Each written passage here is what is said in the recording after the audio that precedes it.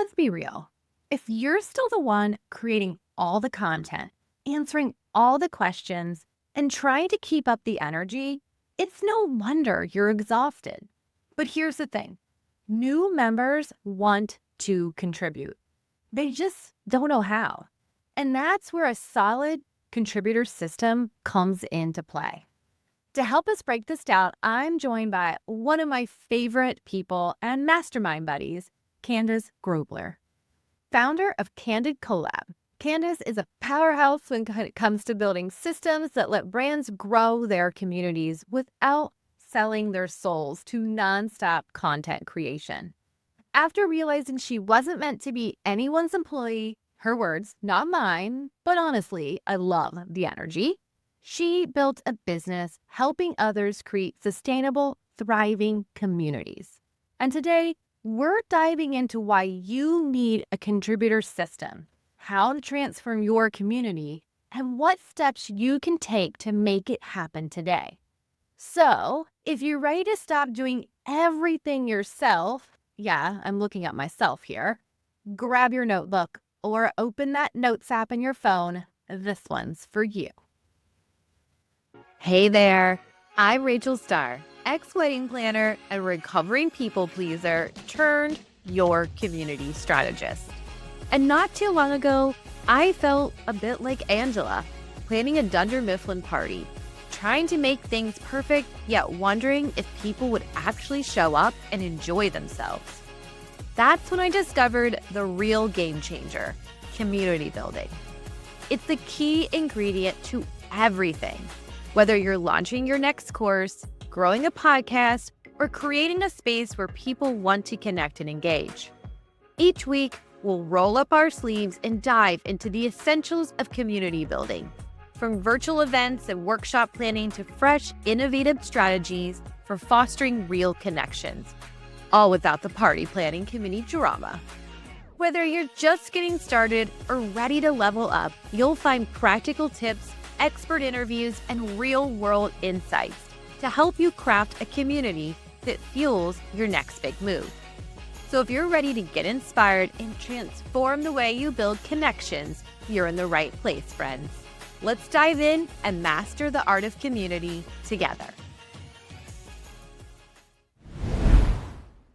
Welcome back to Your Community Strategist. I'm Rachel Starr, your host. If you're tired of being the only one keeping your community afloat, today's episode is for you. Let's dive in. Let's start with your story. Cans, I want you to tell everyone a little bit about what led you to start Candid Collab. Hello, Rachel. Thank you so much for having me here today. So I am Candice from Cape Town, South Africa, and I'm a typical neurotypical nerd, which basically means I like all things board games, crochet, cats. Yeah, those are my favorite side quests. I started Candid mainly because, honestly, I actually had no choice. I was a high achiever working in startup world where it was hustle, hustle, hustle. And I eventually burnt out because I was working 15 plus hours a day. I actually ended up having to go into a clinic, which is where I was diagnosed with complex PTSD and now recently ADHD. And so eventually I just became really tired of fighting myself to work in a traditional corporate role or aspirational corporate role in a startup space, moving too fast, totally burning myself out. And so I actually decided to stop and help people who are like me, didn't quite work in the real world, and who wanted to run their own businesses. So now I help solo operators. And what I do is I help them build new businesses and brands through really solid marketing systems that can help them grow their revenue, their audience, or really whatever problem they have. You're fantastic at it. Cans and I actually met inside the Circle community, and I just connected with you very quickly. I just love the way you are no nonsense and have the best tips. I've learned so much from you, friend, and I feel so blessed to have you on the podcast today. So thank you. I really appreciate it. Thank you. I'm excited for what we're going to talk about. Me too, because I wasn't joking in the intro. This is 100% something I need to institute like it's 3 months ago. So you help communities build sustainable systems. Where does a contribution system that you are going to talk to us about, how does that fit into the picture? Okay, well, sustainable systems often depend on what you're talking about and what part of the business you're talking about, right? So if you're running in-person events, being sustainable might mean recycling your waste or making sure it's disposed of in a humane way or reused. If you are building a bookkeeping system, you want financial sustainability. You want to make sure you're getting all the money where it needs to go. And essentially, when you're talking about a community, you're really talking about self sustaining engagement when you talk about sustainability. And I think that that is where contribution fits in. Because if you think about that self sustaining engagement, that phrase necessarily excludes you from being the person who's able to engage. Absolutely. So, like, everyone who is running a community knows how exhausting it can feel to constantly be, really putting in all of that effort to prompt people to engage, to do something, to participate in the challenge, to come to the events. But when you get to a point where you are getting contribution regularly, you don't actually have to do that anymore, which is because basically your community can keep delivering value without you needing to drive it. Yeah. So I can absolutely relate to that from a content like production like hat on, right? I just sometimes there's like weeks I sit down and I think, oh my gosh, I have to create so much this week. And it'd be really nice to take some of that lift off.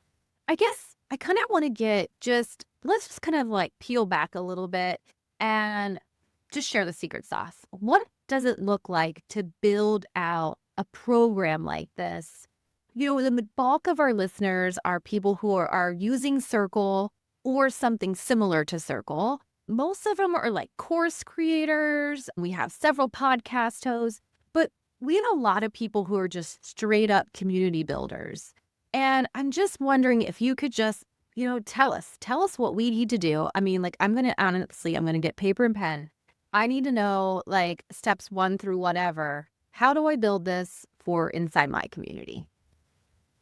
Okay, so essentially you first need to figure out who are your potential contributors. It's not like you can go find that outside of your community because that is, I mean, you can. Like, for example, me, you can go reach out to your network, but that is a very specific type of contribution. It's not member contributions, right? So what I would Right. do and what I usually do for clients is I go in and I figure out who are the top 10% of your engaged members. That will tell you, because your top 10% are definitely not your lurkers. They're probably people who are posting, who are commenting, who are already engaging. You don't need to go look for Yeah. people elsewhere, basically. Then what I would do is I would send out a request and ask them if they would love to talk to you, like interview them, do some user research. And there's a really good book called The Mom Test that I always recommend because the risk with research is like you're a mom, Rachel. Like if your child Oh, asks yeah. you for something, it's quite hard to always be 100% honest with and give the Yeah. feedback brutally. I've got that book is back here on the bookshelf. It is I thought I was like, beautiful. yeah, it's so well done and it's such a quick read. Such a quick read. I'll link it up in the show notes for everyone because honestly, it's super thin but really impactful. Exactly. And I'm sure there's a 20-minute summary on YouTube somewhere as well Yes, because, for quick sure. notes and whatnot. So, yes, interview them, figure out what are their goals, what are their needs, what are their problems, what are their solutions, because figuring out what your contributor journey is almost as like time consuming or as if much effort as figuring out your member journey. If you have a member journey, it will likely correlate, but the contributor journey is normally someone deeper into your community or into your space, someone who is using your community thoroughly to reach very specific goals or for very specific purposes.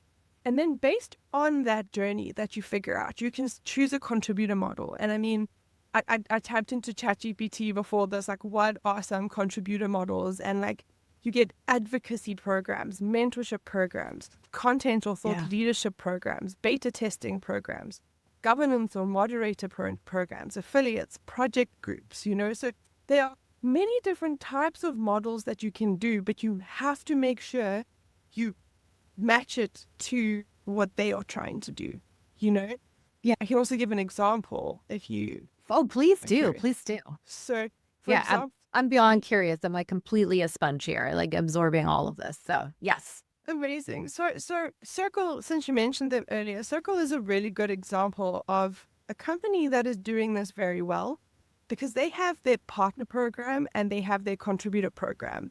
Now, sorry. I would argue that these are two separate types of contributor programs. The Circle Partner Program, from their perspective, it helps them serve their clients who they aren't getting to help. From my perspective, it gets me paid. So that's a very specific journey because it finds me Yes. clients. Same. Yes. So I love that aspect of it. But I also realize that it doesn't really get me reach, which is why I applied to be a Circle contributor, because their program or that specific contributor model actually aims to get me in front of more people, get me to share content, give me a stage. And that is something I've been missing from the rest of their program. So those are like two really good examples that I like to use. Yeah, those are perfect examples. I am as well both a partner and a contributor for Circle. So I completely get that. I was so excited to get originally accepted into the partner program and just thought this was going to be like this floodgate. And full disclosure, we've talked about this. It hasn't been for me. And that's okay. I'm okay with that too. Like I have a finite amount of time and a capacity for clients. But I wasn't seeing that uptick that I thought I would have with inside the actual Circle community. But what I did notice was that I, on my own, really enjoyed just posting some sort of teaching type of content every month. And I kind of made that my own to do, right? Like I wasn't contracted to do it at the time or any of those things. But I was like, oh, this is the interaction I'm hoping for that. And it wasn't, that was finally happening for me. So when I applied and got accepted, it felt like, to me, it really didn't change up my workflow for the month. I've been doing what the requirements were. I just wasn't from a like tick a box, I'm in the program sort of a feel. But now that, I mean, full disclosure, I was so excited that we both got accepted in the same round. That was like very exciting for me. I love being in there together. But it is very interesting because you're right. And there are definitely two types of programs. They both get Circle different things, right? Like you said, the partner program helps them facilitate things that they're not able to on staff. And then us contributing to their growing library of content. I will say in the past, I would say 6 to 8 months, the Circle community has become much bigger. It has become a lot more vocal. There's a lot more posts. I don't live in it because I don't have time to, but it's surprising when I go with how many like notifications are sitting, I'm like, oh, wow, this is definitely a shift. So it's neat to see the platform that we're building our communities on, that it's seeing the same shift that we are seeing within our own business. But I think it too, I'll be honest, I'm a lot more excited for the contributor program than I am the partner program. Because in the contributor space, as a contributor for Circle, I get to showcase what I'm really good at, And like you and I are really good at different things, some same things, but some different things. Like it's a good complement. But it's interesting because we're able to put that information out there and say, hey, I am a rock star at building summits, and I want to show you how you can do this inside Circle. And it's like the best sales pitch without selling, like, 100%. and I know you've had very similar interactions too. And I think you're actually a really good example of the perfect contributor. Like if Circle should have come and found you because you were already doing the things they're looking for, And I think it would be so interesting to see their community data to see since they've launched the contributor program, because I think it's only been about a year now or something. Yeah, I don't think it's terribly old. Mm. Because But there's only been, I think there's been like the original launch, and then I think they did one other group before our group that is now in. and I know that most of the contributors are some of their top members on the leaderboard. So I Yeah. do think it's a very good example, especially anyone who uses Circle, to go see how Circle's program is built, because it's a yeah. Yeah. Whenever I work with a client, I actually tell them they should go and lurk around in there for a while because you'll get so many great ideas. Not even like the content that's happening in like the ASIC community space, but literally just the flow and like the cadence of things. I think is very interesting within their community. I've definitely modeled a lot off of their community with my own twist, and then depending on the client, obviously. But it is very interesting because they have done a nice job of making us all like feel included and all of those things. Yeah. And as I start to broach the idea of like, okay, well, I really want to do something like this within my space, I actually want to go at it. I kind of want to pick your brain about this. I Yeah. want to go at it from that outside vendor perspective. So for me, because my community revolves around helping people who are overwhelmed with building circle be like to make it simpler for them, right? That they can come in, they actually get FaceTime with me and all those things. So I was thinking about launching a contributor program where I would ask people like you to come into my community and teach, share, and those sort of things. Like, I feel like I have lots I can benefit those people, but I'm curious, like, what your thought process is, even for yourself or a vendor like yourself. Like, are you open to doing that in other people's communities? I mean, I would be, so, but I'm weird. I like love to teach, and I'm a people pleaser, so sometimes I need to shelf that. But I'm curious of your thoughts on building out a program that kind of has that component to it. I think it's really smart, especially if you're trying to generate leads for your community. I actually, last year, I ran at a pretty poor time in December when everyone was going on leave, but I ran a challenge called the Community Catalyst Challenge. And basically, my goal there was to show everybody like the power of networking and the power of talking about what you're doing in relevant communities that, are your audience, essentially. Yeah. And so I think one of the best ways to grow your audience without being like crazy about social media is to actually go on a different stage that has slightly different members to what you are like you're currently speaking to. So go to other communities, let them learn about what you're doing. And I mean, I'm always very open to it. And I know that there are quite a lot of people who are just like, yeah, come host a masterclass. Yeah. The costs, though, can be different because depending on who you get like Seth Godin, like someone like that, they're going to charge so much money. But some Right. people, especially in the earlier stages, they're more than willing to like promote for shared reach, so they get free content out of the shindig. They also get access to a certain group. You can also make other deals with them, like they must post on social media, you must post on social media, So I definitely think it's possible, especially if you're very clear on who you're looking for and what they're going to get out of it. Yeah. And not just Yeah. thinking it's a favor to you. That's a big problem. Yeah, because I actually think it's less of a favor and more of an opportunity. Not that I Mm-hmm. have this like vibrant, huge community that like I have nothing like Circle has, where there's 15, 18,000 people in it. But for the right person, I have a great community. Like, it's funny because I haven't really wrapped my head fully around how I want to like drip out the content I have sort of brewing in my head around building the proper community for yourself, and the size doesn't matter. Because I talk about that all the time with email list building with folks, that it's not the number on the list, that it is all about, the health of the list. And I feel the same way in community. I just haven't put my head fully around it. But that being said, like, if your ideal client is a woman course creator or a woman community builder, you're going to meet great people inside my community. So it's interesting because it's interesting to hear you say that as well. Of like, I I don't know that I'm at the point to pay for someone to come in, but I definitely feel like I'm at the point to start at least doing some, cross trading of things. I've considered that as part of my pitch of, hey, I'd love to do a masterclass on X, Y, and Z for your community, and I'd love for you to come in and do this on mine. That Yeah. sort of pitch. So I've been thinking along those lines recently. But yeah, I think it's super interesting. I think it's a really, really good idea, especially if those people can add value in your community. So obviously, it depends on your member journey, and I think you're very good at matching events to those.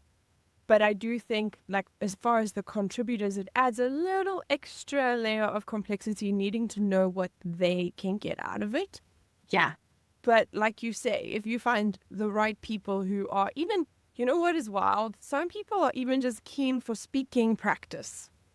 That's a whole motivation to consider. You could be like, hey, Yeah. we're a little community. Come speak here. Come tell us about what you're doing and show off your community. Like, I think of like Brie from Brie Lever. She does a lot of basically reviews of other people's community. And Okay. it's like she basically hosts, like almost like does a full breakdown. Sometimes she does it for tools as well, but she'll break down a community and dissect it and tell you what's good about it and how it works, which is really cool and gives that community a lot of advertising. Just even Yeah, though for sure. her audience isn't relevant to them.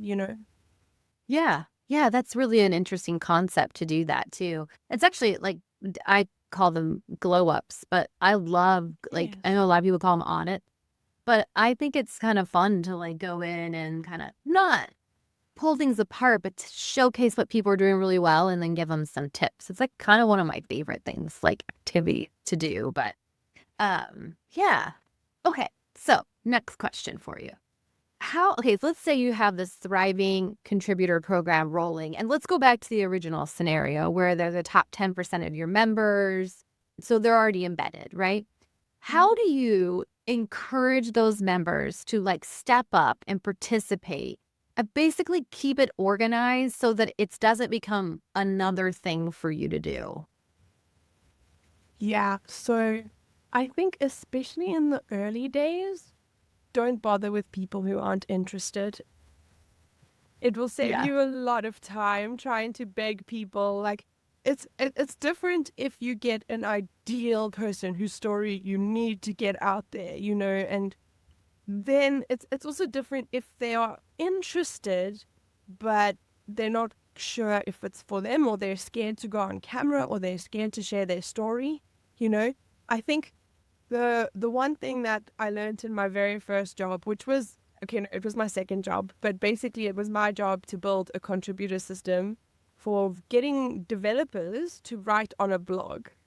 Which getting developers to write is a whole other thing. That sounds like the worst lift I've ever heard in all of my life. Like they can't even talk. I work with developers all the time with my Hana. They're great. They're fantastic. They're super smart. And that Hmm. sounds like the worst job ever, Can. It literally was. It was so painful initially, and we did eventually get some people who were already kind of writing blogs already outside of the community. So we thought, oh, that's a nice low like barrier. Let's go there. Would they like to write something for us? And we actually built a writing program, a writing process that worked for them. So, we would say, okay, in the first chat, it's just a topic chat, and we talk about a topic with them and we help them get a topic they're comfortable with. Then the next chat, we work together on the intro, which is the hardest part. And then they go off and do the first draft, and then we edit it. So we actually created this process through a lot of iteration and back and forth that we eventually were able to then communicate with the contributors. So in the very first call, when they're like, I'm very scared, I've never written before, you'd be like, you know what? I'm cool. I've done this before. I'm not going to let you look dumb. It's my job to not let you look dumb. So if you look dumb, you can take it out on me, but I promise you're not going to look dumb.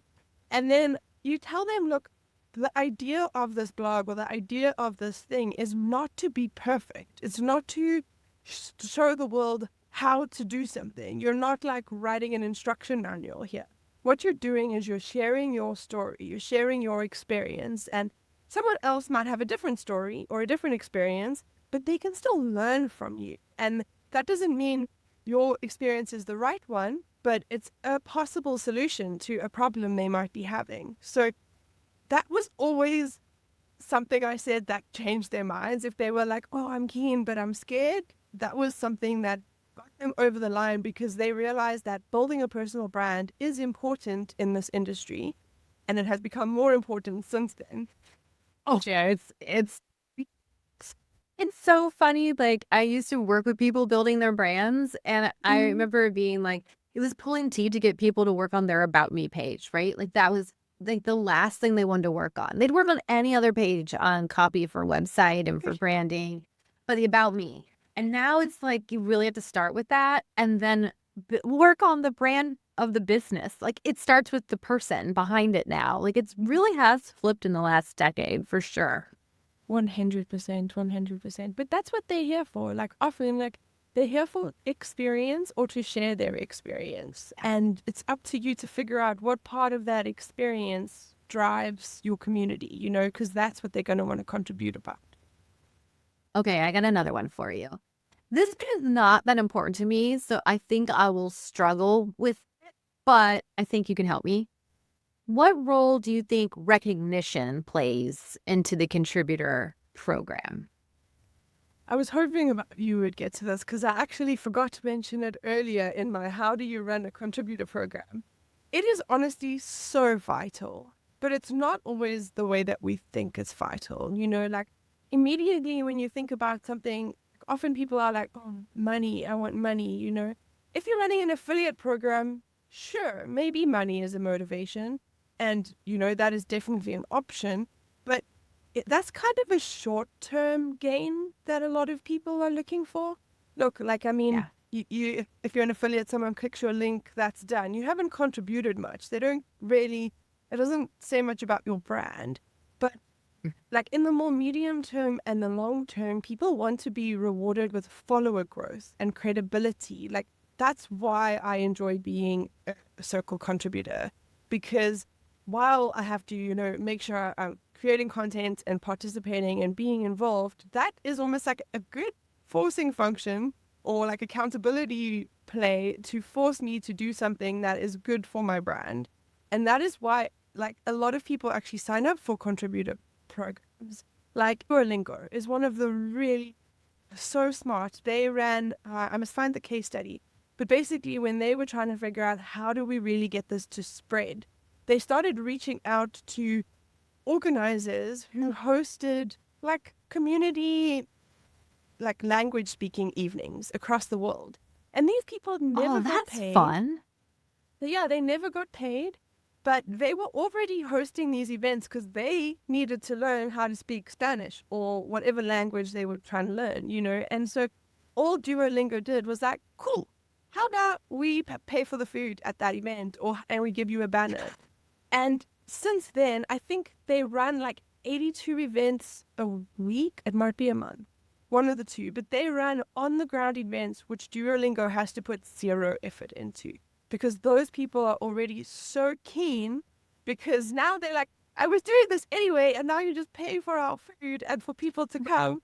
So I think it's so important to do that research, figure out what contributors want. If they want paid work, like if they are like consultants like me, you know, the partner program was very attractive because it buffs up my CV, it adds reach to my audience, you know, they help generate some leads. If they want experience, then you want to give them like proper hands-on time, ask them to facilitate events, ask them to like or showcase them on events. For example, if you run like an influencer community where people really want to like want other people to see them on your social media, be like, okay, cool. Right. I'll just host you for a live at, like as a spotlight because you're a contributor. So recognition has to come in things that reward your contributors for participating and make them want to Yeah. keep participating more. So it's like a weird alignment. Like you can't just say, hey, everybody, I need content. Please come and write it. Right. You have to say, hey, I see you're trying to get recognized for being good at this. Do you want to write some content? And, we'll disseminate that for you. That's way more attractive than like getting paid in some regards.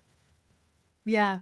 I mean, honestly, as somebody who creates a lot of content a week, and not just for myself, but for clients too, like for someone to take any of the lift off my plate is godsend.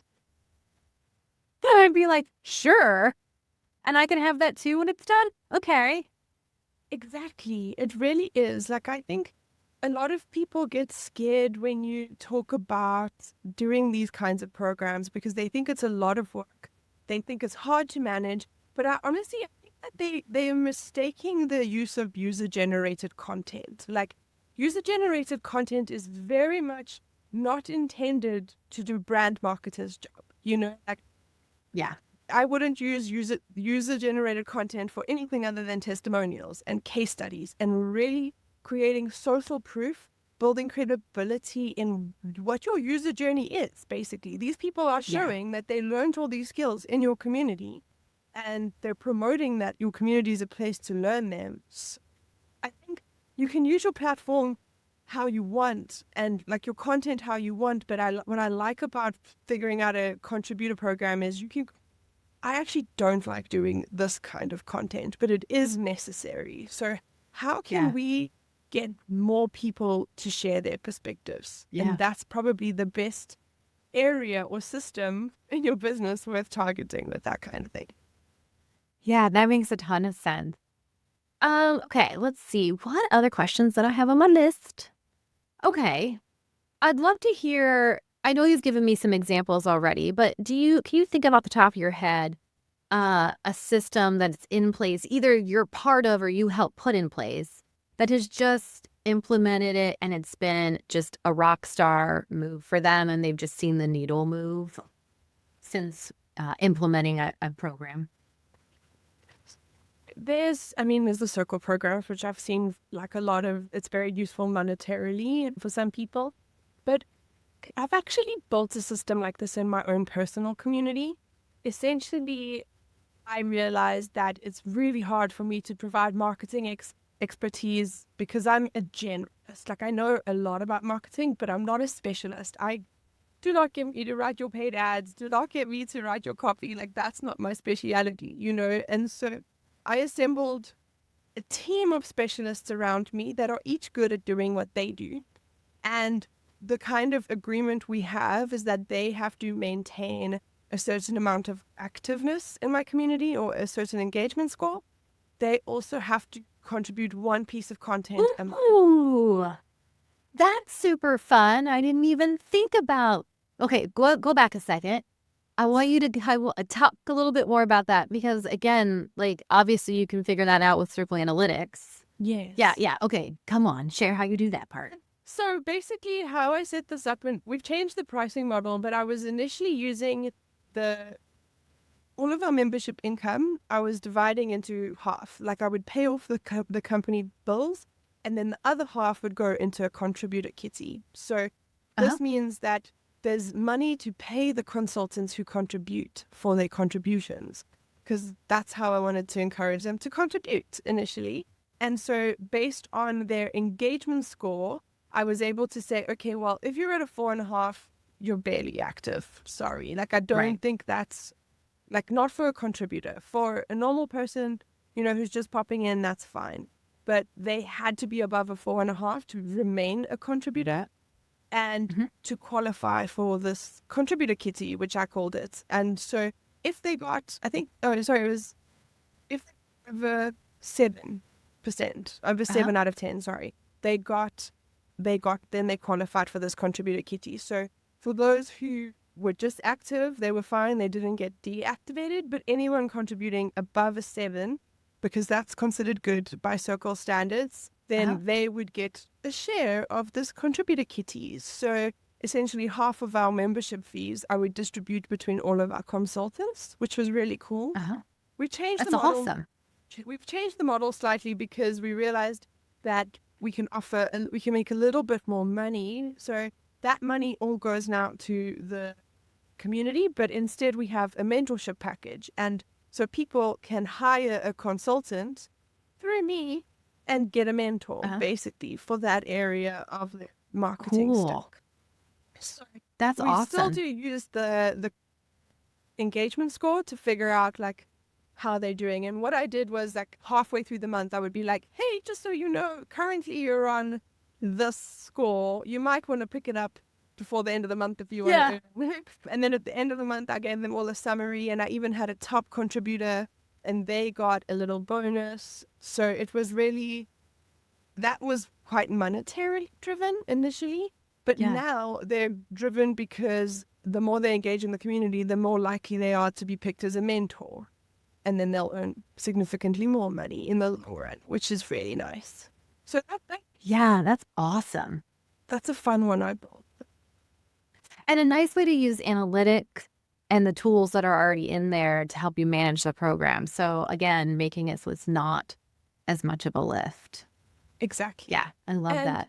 And I know I cut you off. You said that everyone, tell me, go back and give the rest of the framework of like what they're required to do each month. yes. Okay. So now each month they're required to maintain above 4.5% engagement score. That can literally just be like commenting on a few things and attending an Yeah. event or two. If they're at the event hosting it, that's a win too. And then they have to create one piece of content.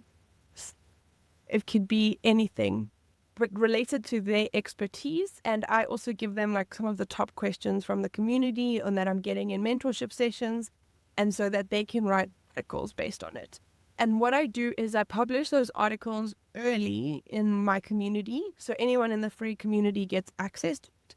But I have now blogs scheduled up until I think it's July going out on my blog, which I don't have to even Awesome. touch. And they're all relevant because I've explained to them how to contribute. Like, we're writing evergreen content that is relevant to this audience. And, and often what they'll do is they'll plan 6 months in advance. So they'll say, this month I'm doing this one, then I'm doing this, then I'm doing this. And hopefully by the end of those 6 months, we're going to have a little ebook that we can publish and use as a downloadable. Ah, that's cool. I love it.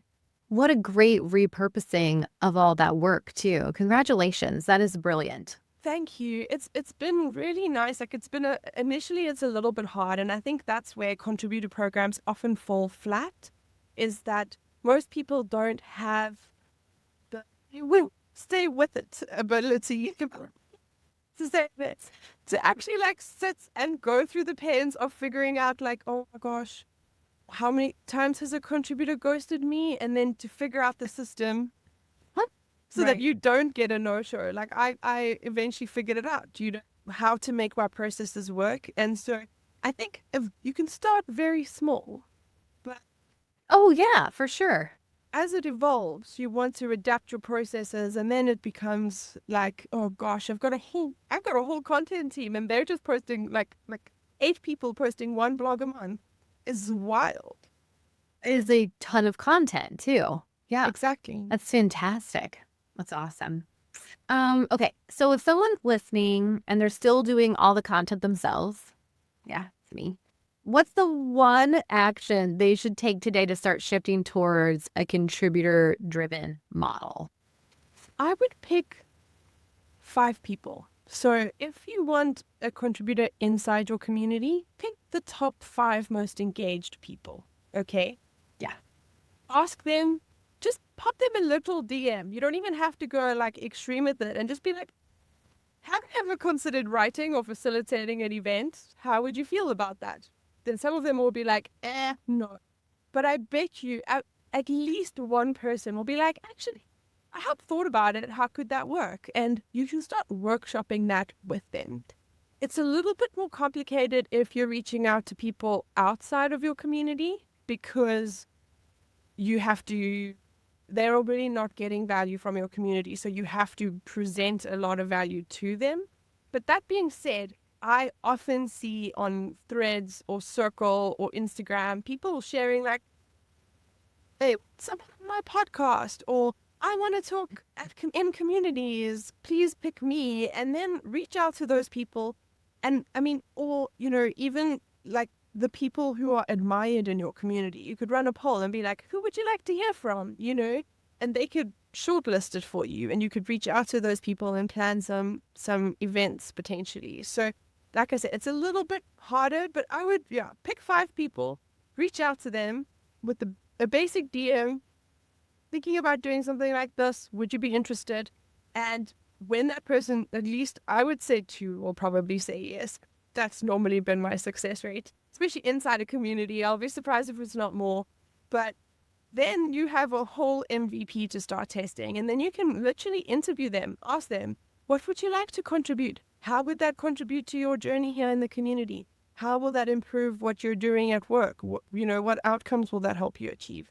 And then you can start to plan series around that and start to be like, okay, cool, I need to find other people like this person. And you'll have a lot more information at that point because you've spoken to that person. And Yeah. Yeah, that's a brilliant idea. And that actually seems doable, which I think is like the first hurdle with any major project is like, can I actually get that done in a week? Like, is that something that I could wrap my head around? Like, that's how I like decide if I'm going to take something on now. I'm like, well, we'll see. It's good to have those up front. Otherwise, you get hard to prioritize later. I know.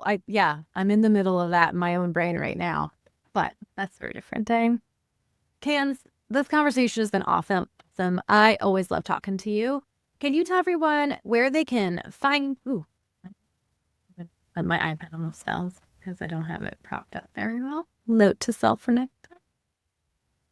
All right. Before we wrap up, can you tell everyone where they can find you? I'll link everything up in the show notes, of course, but let us know where we can find you, where we can join your community, where they can get to know you more over on the blog and all the things. Thank you. I'm on all the major social medias, but LinkedIn is the one I'm most active on, although I am trying to grow my Instagram. But I'm a little bit awkward there. There's the usual awkward but we're getting there. You can also I've actually recently launched a new waitlist because we are doing our final launch of the Candid community. Basically, we're like a whole marketing team in your pocket, and I'm hosting a free marketing support call for anyone who signs up. So awesome. That will be, if they comment waitlist on any of my posts on Instagram, you'll get a link for that. But I'll share it with you as well. Yeah, perfect. That's me. Yay! Awesome. Well, Thank you. Thank you so much. It was so wonderful to have you. All right, friends, that was gold. A huge thanks to Candace for sharing her insights on building a contributor system that actually works. If today's episode has you rethinking how you run your community, let this be your sign to start shifting the workload. Because let's be real, your community wants to participate. They just need the right structure to do it. And if you're thinking, okay, but where do I even start? I've got you covered. Head over to Quick Tips for Circle Communities for simple, actual ways to start building engaging systems inside your Circle community. You'll find that link in the show notes.